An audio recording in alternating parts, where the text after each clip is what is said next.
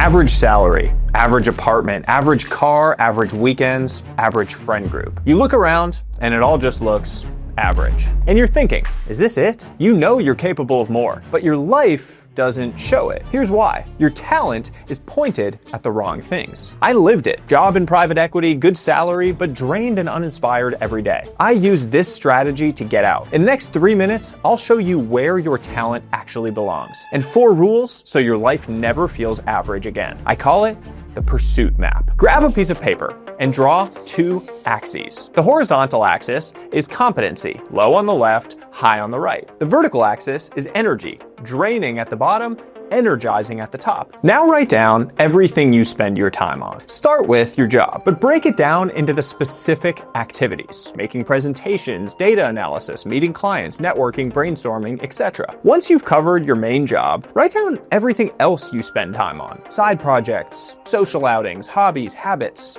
everything. Now look at the list and place each of them on the grid. How competent are you at it? Be honest. How would someone else rate your competency? How much energy does it give you? Does the activity light you up or drag you down? This doesn't need to be perfect. It's about what quadrant each one falls into. That reveals a lot about you and where you're going to thrive. There are 3 zones you need to understand. Number 1, the zone of danger. High competency, but low energy. You're good at it. People praise you for it. Maybe you even get paid for it. So you spend a lot of time here, but it's draining you quietly. You're pouring your energy into something that gives nothing back. And the worst part, it's just good enough that you stick around. The perks are just good enough. The comfort is just good enough. Fast forward 20 years and you've spent your life drained by something you never even chose. Number 2, the zone of genius. High competency and high energy. Author Gay Hendricks named it the zone of genius. This is your promised land. The things you're great at that also light you up. And you already know what they are, but you probably don't give them enough time. You sacrifice them for the things in your zone of danger. You tell yourself you'll get to them later, when things calm down. But things never calm down. This is what's unique to you. This is what makes you one of one. Ruthlessly prioritize these things. Even just 30 minutes a day, your life stops feeling average. And number 3,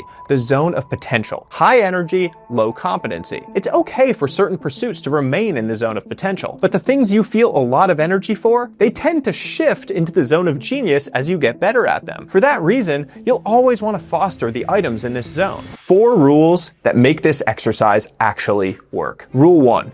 Adjust. Look at the activities in your zone of danger. Choose one item in this zone and think about how you might be able to adjust it in order to increase the energy you get from the activity. For example, if client calls are in your zone of danger, could you take them while outside on a walk and make them more energy creating? Simple adjustments can make a big difference. Rule 2.